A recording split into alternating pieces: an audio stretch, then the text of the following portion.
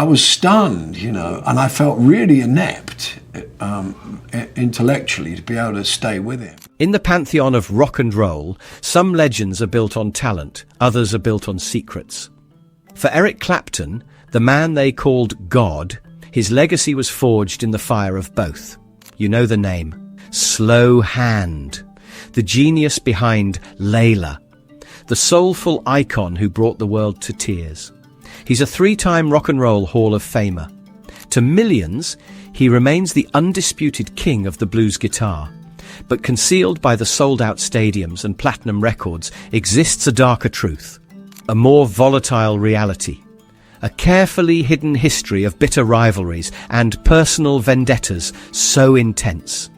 They didn't just define his career, they defined an entire era of music. We're not talking about friendly competition here. We're talking about raw, unfiltered hatred, the kind of jealousy that shattered friendships, the betrayals that echoed through recording studios for decades, and a burning need to be the best that left a trail of enemies in its wake. From the guitar god who stole his crown overnight, to the bandmate he physically couldn't stand, from the pop superstar he accused of musical treason to others who felt his wrath. Get ready, because Clapton's list of rivals reads like a who's who of rock royalty. Number 1, Jimi Hendrix. Before 1966, Clapton was Britain's undisputed guitar god. Clapton is God graffiti appeared across London. Then, an American lefty arrived and shattered his world overnight. At London's Regent Street Polytechnic, Clapton watched from the back as Hendrix performed. Jimmy played with his teeth and behind his back, creating impossible sounds. Cream's drummer, Ginger Baker, later recalled the moment. Eric's face drained of colour. He looked like he'd seen his own replacement. After the show, Clapton vanished for hours. His roadie eventually revealed Eric was shaking. He kept muttering, "It's over, I'm finished." The humiliation grew even deeper when Hendrix joined Cream's set just a week later. Hendrix effortlessly played Killing Floor, a blues standard Clapton struggled with. Clapton simply walked off stage. He told his manager, "You never told me he was that bloody good." Producer Eddie Kramer exposed Clapton's complex obsession in a 2018 interview. Clapton would attend Hendrix shows in disguise while publicly dismissing him. Eric would change radio stations if Jimmy came on, Kramer said, but then he'd practice his solos in private. When Hendrix topped the charts in 1967, Clapton called him just noise and tricks. Yet he secretly adopted many of Hendrix's techniques. Most disturbing was Pete Townshend's revelation in his 2012 memoir. Clapton had admitted feeling a sense of relief when Hendrix died in 1970. This wasn't mere rivalry, it was an identity crisis. As journalist Cameron Crowe noted, Hendrix didn't just challenge Clapton's crown, he made the crown itself seem outdated. But the Hendrix rivalry was just the beginning. His bitter feud with Jimmy Page would soon reveal an even darker side to the guitar legend. Number 2, Jimmy Page. Their rivalry ignited in the 1960s in London's recording studios. They worked as session musicians, but were complete opposites. Page experimented with bizarre techniques, while Clapton stayed traditional. Page once whispered to an engineer, "Eric's still playing like it's 1945. Music's moved on." When Clapton heard this comment, he was furious. "Jimmy hides behind studio tricks," he fumed. "Put him on stage with just a guitar and amp, and what's left? Nothing but smoke and mirrors." This fundamental clash over authentic playing poisoned their relationship for decades. The feud exploded when Page turned Clapton's abandoned band, the Yardbirds, into Led Zeppelin. Clapton was battling addiction and dealing with Cream's messy breakup. Meanwhile, Page was conquering stadiums worldwide. At the 1969 Bath Festival, tensions boiled over. Clapton walked past Page and loudly sneered, "I don't share dressing rooms with circus performers." Page just smiled mysteriously as the hallway temperature plummeted. What hurt Clapton most was how Page effortlessly achieved everything he struggled for. Former Yardbirds manager Gomelski revealed the truth. Eric couldn't stand that Jimmy turned his leftovers into an empire. It was like watching someone turn your trash into treasure. Even decades later, the bitterness remained. Clapton dismissed Page as technically impressive but soulless. Page responded by calling some guitarists fossils afraid of change. Their mutual friends knew never to mention one to the other. But Page's greatest sin? He reinvented the blues Clapton worshipped into something dangerously new and wildly popular. Robert Plant later revealed the deliberate nature of this musical assault. Jimmy knew exactly what he was doing to Eric's legacy. Every time we played Since I've Been Loving You, he'd smile and say, "That'll give old Slowhand something to think about." Number 3. Keith Richards. The animosity between Clapton and the Rolling Stones guitarist runs deeper than most rock feuds. It began with what Richards called the ultimate betrayal. Clapton pursued Pattie Boyd, George Harrison's wife. Richards publicly called Clapton's winning Boyd, with Layla, a snake move showing Eric's true character. He told friends, if he'd steal his best friend's wife, what wouldn't he do for success?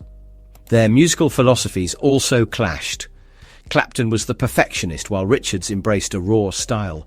In a 1975 interview, Richards dismissed Clapton's playing as too clean, too practiced, missing the soul.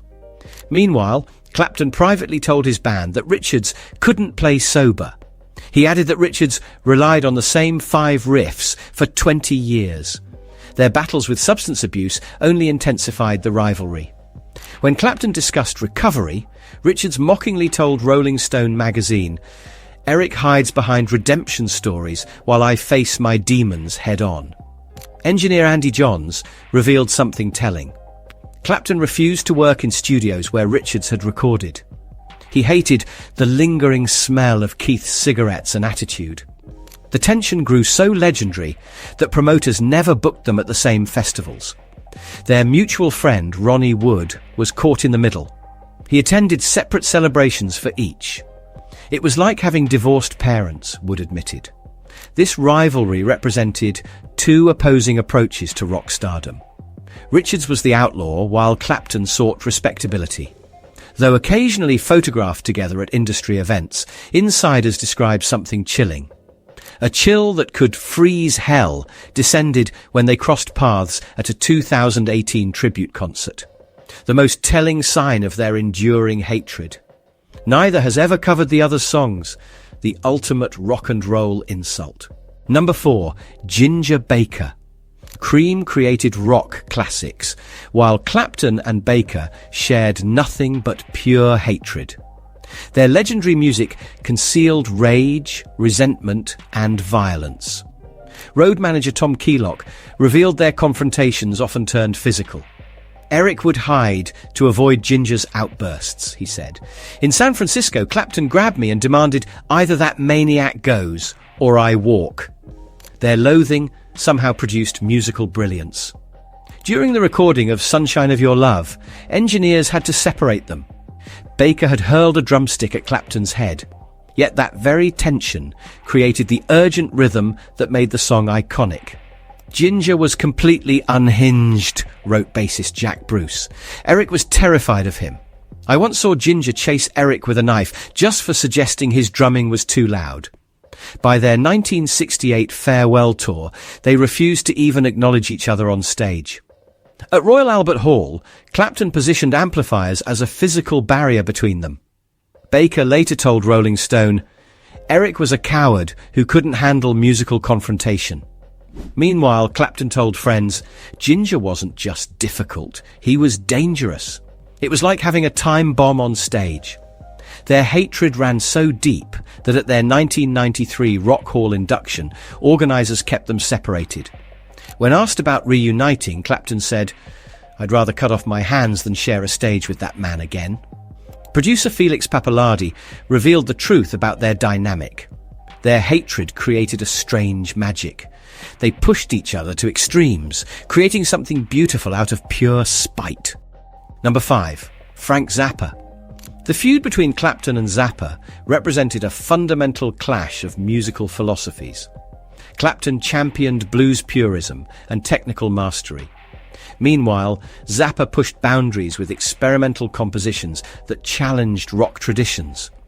In a notorious 1978 Rolling Stone interview, Zappa declared, "Eric Clapton is a safe guitar player. He plays the same thing over and over again. No danger, no risk, no art." This comment spread rapidly through the music world. Clapton was furious. He fired back through music journalists with his own attack. Frank Zappa wouldn't know real music if it bit him. His experiments are just noise, hiding his inability to play real rock and roll. Those close to Clapton noticed he would visibly tense whenever Zappa's name came up in conversation. Their contempt reached its peak at the 1969 Love and Peace Festival. Zappa deliberately scheduled his most experimental set right before Clapton's performance. He told his band, "Let's see him follow that." The audience was left disoriented, giving Clapton a lukewarm reception. This was something he never forgave. Behind closed doors, Zappa mocked Clapton's solos as predictable pentatonic exercises. Clapton dismissed Zappa's entire catalogue as pretentious noise.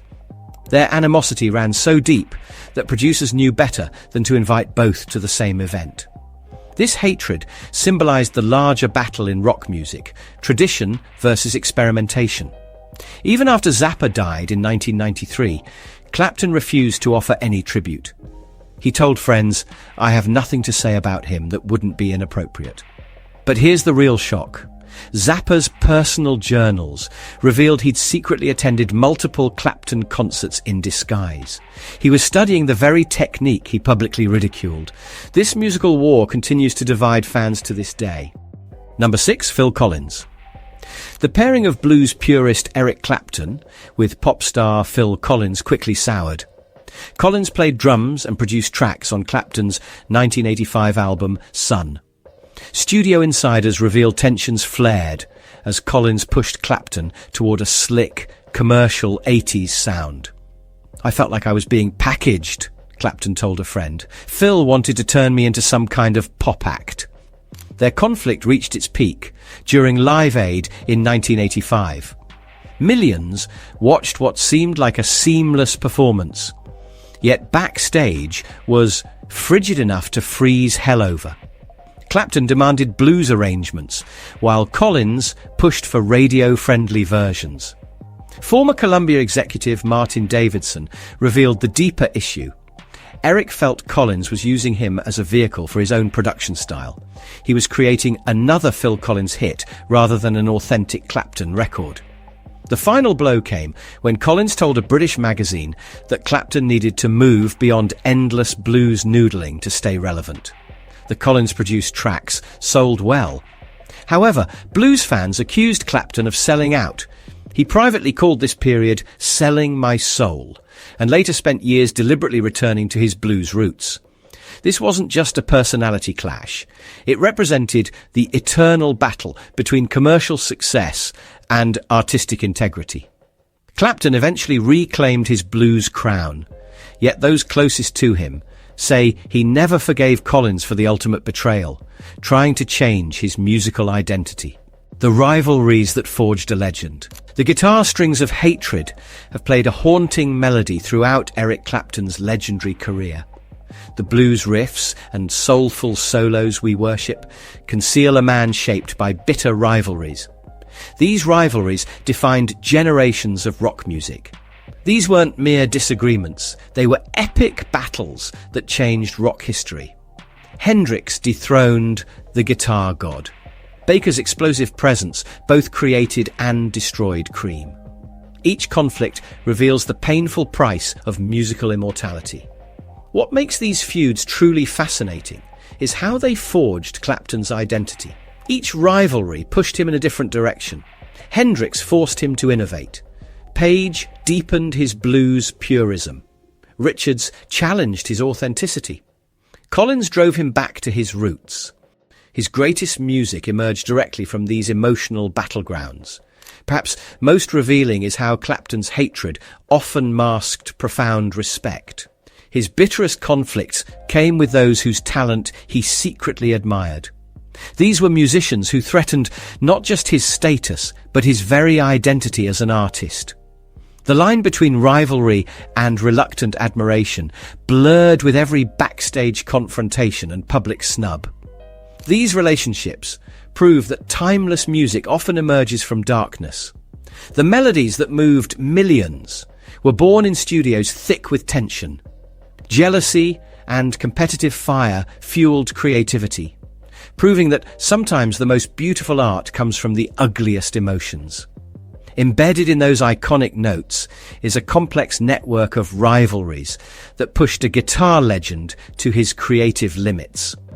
So next time you hear Layla or Wonderful Tonight, listen closely for the echoes of these legendary feuds. These conflicts gave us the soundtrack to our lives.